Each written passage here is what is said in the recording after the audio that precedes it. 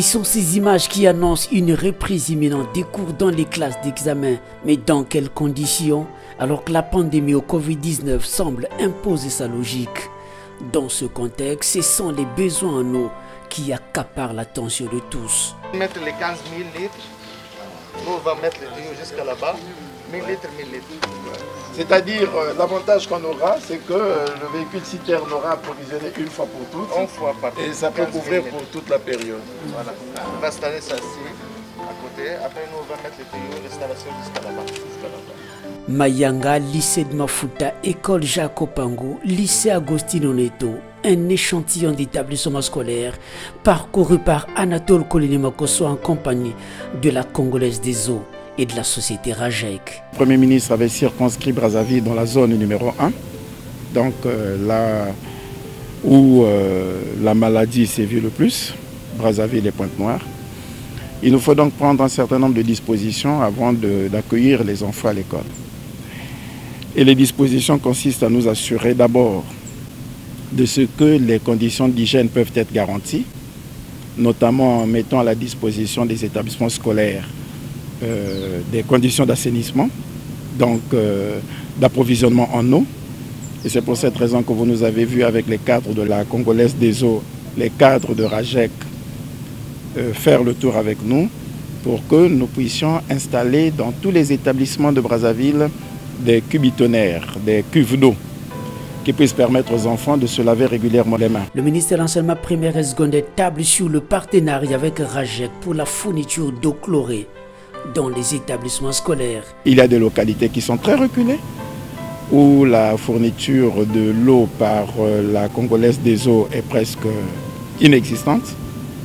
Il a fallu que nos amis de la mairie s'associent à nous et nous appellerons aussi nos amis de la sécurité civile pour qu'avec des camions citernes, nous soyons en mesure d'approvisionner ces écoles en eau, de préférence chlorée, de sorte que les cubitonnaires soient toujours remplis.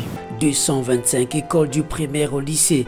Ce nombre d'établissements scolaires à Brazzaville va poser un réel problème dans la distanciation physique, surtout au niveau des lycées. Nous devons, en conciliant l'aspect pédagogique à l'aspect sanitaire, nous assurer que les règles de distanciation physique seront respectées dans les salles de classe et nous convaincre de ce que les enseignants ont pris toutes les dispositions pour revoir les effectifs par classe, notamment en recomposant leurs emplois du temps, en faisant une nouvelle répartition des classes, de sorte que l'effectif maximal dans une salle de classe ne puisse pas dépasser 40 élèves. Nous avons des classes parfois pléthoriques.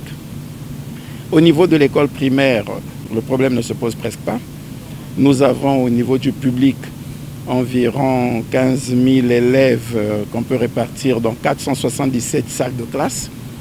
En moyenne, on peut respecter le quota, de faire en sorte que chaque classe ne puisse pas avoir plus de 40 élèves. Au niveau du collège également, la question peut être bien maîtrisée. On a environ 15 000 élèves pour un nombre de salles de classe qui pourrait permettre de respecter le quota. Mais le problème se pose principalement au niveau des lycées, où c'est toujours très difficile, parce que la population est très forte. À Brazzaville, on a près de 20 et quelques mille candidats en terminale, dans une quinzaine de lycées, avec des salles de classe pas en grand nombre. C'est le cas du lycée de Mafuta. Des effectifs pléthoriques qui exigent des stratégies. Nous sommes en train de regarder pour des cas particuliers comme cela, qu'est-ce que nous devons faire? Est-ce qu'on va faire des enseignements à 3 vagues pour vraiment respecter les consignes sanitaires? Il y a aussi, s'agissant des écoles primaires, surtout dans la zone sud et même à l'extrême nord, vous avez des classes très pléthoriques, même à l'école primaire.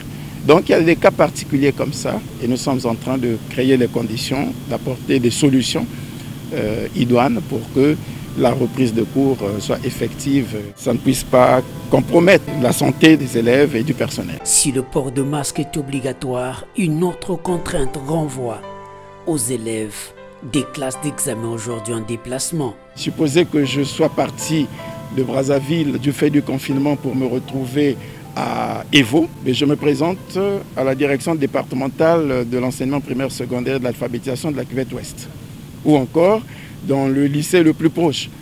Le proviseur est chargé d'inscrire cet enfant sur son registre.